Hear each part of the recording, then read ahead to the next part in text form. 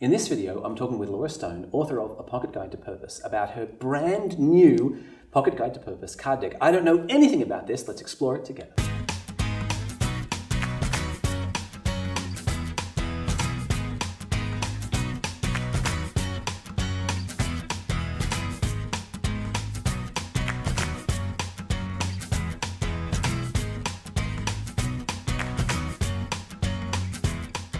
Laura, nice to see you. Nice to see you. You're holding something I haven't even ever touched or seen. No, it's very fun. The Pocket Guide to Purpose card decks looks very visual and graphic, the same way that the books are. Can you tell me, what's this card deck about and how do you use it? Yeah, so we expanded part of the first book where we were asking 10 people in that book where there's 10 seats. Yes. And we said we used chairs and seats as a parallel to different people. So instead of drawing 10 different people.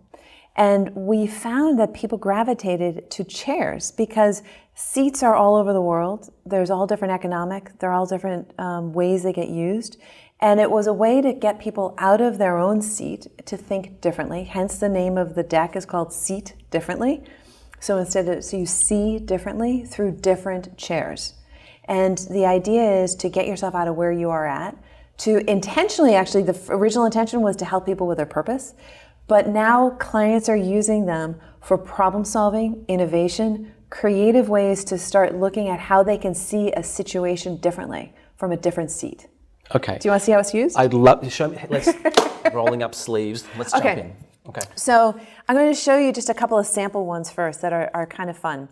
And this is where you start looking at, a seat where you might have a different seat, like, you can see in your home, and some people have these chairs that they used to sit in from their Queen Anne, in their living room. Comfy chair. A comfy chair. To a seat in an airplane, looking at how, what would it be like to be able to have the preview of from, 1,000 feet up in the air. Ranging to some of my favorites that I've gotten feedback on here are thrones. We think of a typical throne as well as the other throne where very important work happens. So part of this is, you do know that there is actually a huge amount of research that when you take a break from a meeting, and people actually do have bathroom breaks, they have breakthroughs, literally. So the idea is leveraging all the different breakthroughs. But let's use this thing. I'd like to see how what it's used for. So you can shake it up and and you can lay it out and do it in a number of different ways. But what we've done is had people pick a few different ones, and you can decide which one, pick 3. Okay, so I'm picking from a deeply spiritual and profound point of view. Completely. All right, good. In that case, I've got to pick this one, and not that one. Okay. This one, and definitely one from back in the deck here. Excellent. All right, I got 3. Is this like tarot? This is like tarot cards in business. That's much more accessible and fun. So you take those. Am I allowed to look at them? You can absolutely look at them, and I want you to put them down. You put them down 1, 2, 3. Okay. So what I'm going to do is I'm going to create a little space here on the desk. Great. So that we can easily see this. And I'm going to put them down for you one by one. Okay. First one I have is a little red car. Yeah. So what does and that keep mean? going. No, I'll keep going. Just put them all down. And I've got a tree. Well, I've got a nest in a tree. And then I have a semi-comfy business-looking chair. Okay.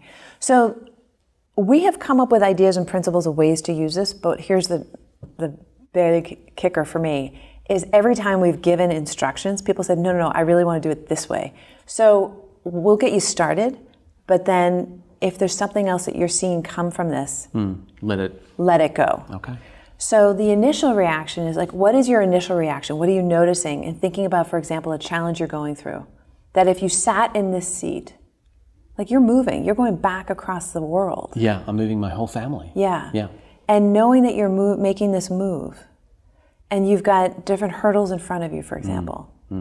This is not exactly purpose, but this is coming back to problem solving.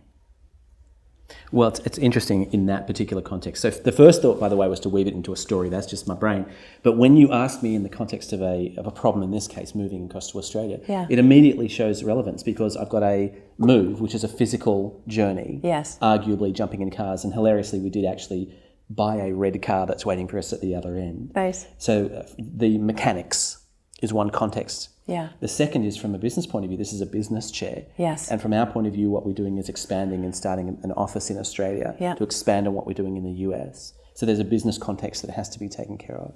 But third of all, and certainly not third in my mind, is, for me, a little nest of eggs does remind me of my little children, my family, my wife as well, but particularly my young 3 children, to make sure that from their point of view, the move is nurturing and supportive because they're going through just dramatic change. Yeah. Going from completely different cultures. My youngest has never lived outside of the US. Wow. And she's quite concerned Yeah. about what awaits her at the other end. She asked me last night, is there filtered water in Australia? Because she was worried when we went to Mexico, we all got sick. Right. So it really does actually bring up, in terms of that conversation, very different perspectives. Is this... So let me ask you a question here. What does it make you think of that maybe you haven't tended to yet? That you need to be considering? Well, I would have tended most to the business. That would be the first one that really got my attention. And probably second would be the mechanics, airfares, packing up boxes, all of that. The third one, which I'm seeing here, I've dealt with last and least, is probably the first one. So I guess it helps me understand that in terms of, in terms of my purpose here, and what I would like to think that would be most important to me, I actually think this should be number one, and yet it has the least of my time so far. Okay. So this is a perfect way then to segue to, what is it now, the feelings that are evoked from this, and then what are you going to do about it? So what's the action? So the feeling is that I've shortchanged this one. Okay. And the actions would be, I think, potentially, it's funny because it's just crystal clear and I haven't thought about this before at all, would be to, at dinner, because we come together at dinner, is to sit and to do some creative work, to play with the idea of how can we make this transition into something that makes all of us feel engaged and happy and wonderful and like it's an evolution for all of us. Yes. Not just we're going home because mummy wants to, or the other contexts that have been there so far. How can this be better for Zach? How is this better for Finn? How does this make Bella's life better? And in bringing out those creative ideas, then act on them, of course, and change the context and energy of the whole move. Beautiful. Our work here is done. Thanks very much. So the idea is you brought it to a personal standpoint. This can be used in a business context where people start looking at, the first question I ask is, what's your initial reaction? Like, why do you think these cards showed up for you? Right. What's the feeling that it evokes, or a memory? And what's the relevancy toward the next step? If you only use those questions, you will be way ahead of the game. No pun intended here for the cards. Yes. And what I'm finding is that people sometimes just, they'll spread out all the cards, and you can look and see all the different ones and which ones they're gravitating to and why.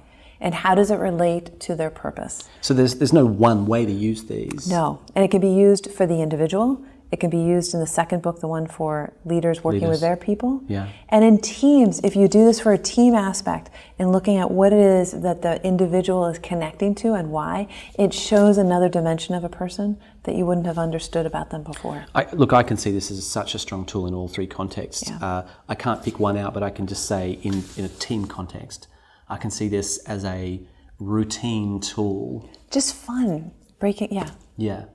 Can I say tool and be fun at the same time? I hope so, because I think tools can be fun. Well, thank you so much for creating this. This is an amazing tool, really. One of those things that's way more powerful than you might see at a first glance. Yes. Thank you so much. For those of you who'd like to find out more or grab your own card deck or any of the books in the Pocket Guide to Purpose series, please visit us online at pocketguidetopurpose.com.